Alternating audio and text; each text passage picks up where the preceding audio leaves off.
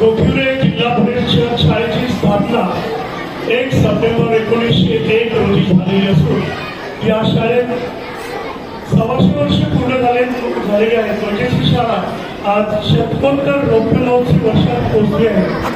इयत्ता 1ली ते 8वी असे वर्ग असलेल्या या प्राथमिक शाळेत सुमारे 500 तळागाळातील विद्यार्थी शिकत आहेत आणि या शाळेत एकूण 11 शिक्षक आहेत. सुमारे 125 वर्षापूर्वी 1901 साली गोखिवरे गावातील हिंदू आणि ख्रिश्चन समाजातील लोकांनी एकत्र येऊन शाळा बांधण्याचे एक स्वप्न पाहिले आणि ते ध्येय समोर ठेवून शासनाकडे लोकल बोर्डाच्या शाळेची मागणी केली. शासनाने ग्रामस्थांकडे शाळेची मागणी केली असता गोखिवरे गावातील दानशूर व्यक्तिमत्व मोठे जमीनदार कैलासवासी आत्माराम शहा यांनी शाळेसाठी ही मोक्याची 4 गुंठे जागा दिली व 7-12 शाळेच्या नावे करून दिला. अशा प्रकारे शिक्षणाची मुहूर्तमय या गावात रोवली गेली आणि आज 125व्या वर्षाकडे वाटचाल करीत असताना इंग्रजी माध्यमाच्या प्रभावामुळे जिल्हा परिषद नगरपालिका मराठी अनुदानित शाळेत विद्यार्थ्यांची संख्या ऋणावत असताना किंवा बंद पडत असताना आपल्या शाळेत आजही सुमारे 800 विद्यार्थी शिकत आहेत व ही पटसंख्या वाढत आहे. ही आपल्या सर्वांसाठी अभिमानाची गोष्ट आहे. आज इंग्रजी माध्यम CBSE बोर्ड किंवा आंतरराष्ट्रीय शाळेतील शिक्षण अत्यंत महाग असल्याने व फी परवडत नसल्याने सर्वसामान्य गोरगरीब मुलांच्या शिक्षणासाठी आशेचा किरण म्हणजे आपली ही जिल्हा परिषद शाळा आहे. शाळा व्यवस्थापन समितीद्वारे स्थापन करण्यात आलेल्या शाळा बांधकाम समितीच्या पुढाकाराने इमारत बांधण्याची योजना आखण्यात आली. गोखिवरे गावचे माजी सरपंच आणि या शाळा बांधकाम समितीचे अध्यक्ष श्री विल्सन भोरकर यांनी मनावर घेतलं नसतं तर नवीन शाळेचं बांधकाम होणं शक्यच नव्हतं असं म्हणता येईल.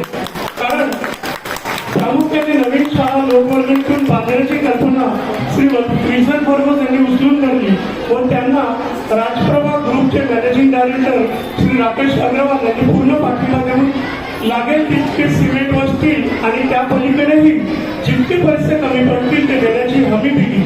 त्याचप्रमाणे पंचक्रोशीतील सर्व दानशूर व्यक्ती व्यावसायिक आजी माजी विद्यार्थी शिक्षक पालक स्वयंसेवी संस्था परिसरातील कंपन्या यांच्या सहकार्याने सर्व सुविधांनी सुसज्ज अशी तळमजला म्हणजे स्टील अधिक 3 मजली इमारत 2-2.5 वर्षात बांधून पूर्ण करण्यात आली आणि याच शाळेत सुसज्ज प्रयोगशाळा फुले सभागृह वाचनालय शाळेचे कार्यालय स्वच्छतागृह शालेय पोषण आहारासाठी स्वयंपाकघर अशा गोष्टींची विचारपूर्वक आणि नियोजनबद्ध व्यवस्था करण्यात आलेली आहे. विल्सन भोरकर यांच्या या शाळेच्या बाबतीत आणखी एक विशेष कौतुक अशासाठी की त्यांनी शाळेसाठी एका रूमची देणगी स्वतःपासून सुरुवात केली. नंतर दुसरी रूम देखील प्रायोजित केली. त्यानंतर त्यांच्या कुटुंबातील प्रत्येक व्यक्तीच्या नावे शाळेत देणग्या दिल्या. त्याचप्रमाणे अनेक स्वर्गीय नातेवाईकांच्या नावाने स्वतः देणग्या दिल्याशिवाय जेव्हा मजुरीचे किंवा इतर कामाचे देण्यासाठी समितीकडे पैसे उपलब्ध नसायचे त्यावेळी भगवत साहेबांनी स्वतःच्या पदाचे पैसे दिले. पण कोणत्याही परिस्थितीत शाळेचे काम थांबू दिले नाही. 20 लाखाहून अधिक देणग्या त्यांच्या परिवाराकडूनच प्राप्त झालेल्या आहेत त्यांच्या वतीने. आणि दुसरी महत्त्वाची गोष्ट म्हणजे गावातील विविध पक्षातील धर्मातील लोकांना एकत्र घेऊन देणग्या मिळवण्यासाठी त्यांनी अहोरात्र परिश्रम घेतले. शाळेसाठी जास्तीत जास्त देणग्या मिळवून आणण्याचं काम त्यांनी केलं. त्यांच्यामुळे आम्हाला हे इंद्रधनुष्य पेलता आलं.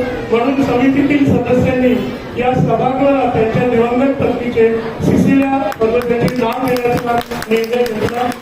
त्याचप्रमाणे शाळेचे कर्मचारी वृंद अमोल म्हात्रे सर, विजय नाटिक सर, मुख्याध्यापिका नाईक मॅडम, शाळा बांधकाम समितीचे खजिनदार विजय भोईर, नेल्सन परेरा, उल्हास बसानीस, उपाध्यक्ष प्रवीण भोईर, अजित भोईर, प्रतिभा पारदे, मिलिंद दुलसाडा, किशोर वैती अशा सहकार्याने वेळोवेळी शाळेच्या बांधकामात लक्ष घातले. कुणी म्हणतील या शाळेत मराठी मुले कितीशी आहेत. हे खरे की शाळेत मराठी मुलांची संख्या नगण्य म्हणजे 10% इतकीच असेल आणि अमराठी मुले जास्त आहेत. परंतु या अमराठी विद्यार्थ्यांनीच ही मराठी शाळा जिवंत ठेवले असं मला ठामपणे सांगावं वाटतं. इथे मराठी शिक्षक घेऊन ही मुलं मराठी भाषेत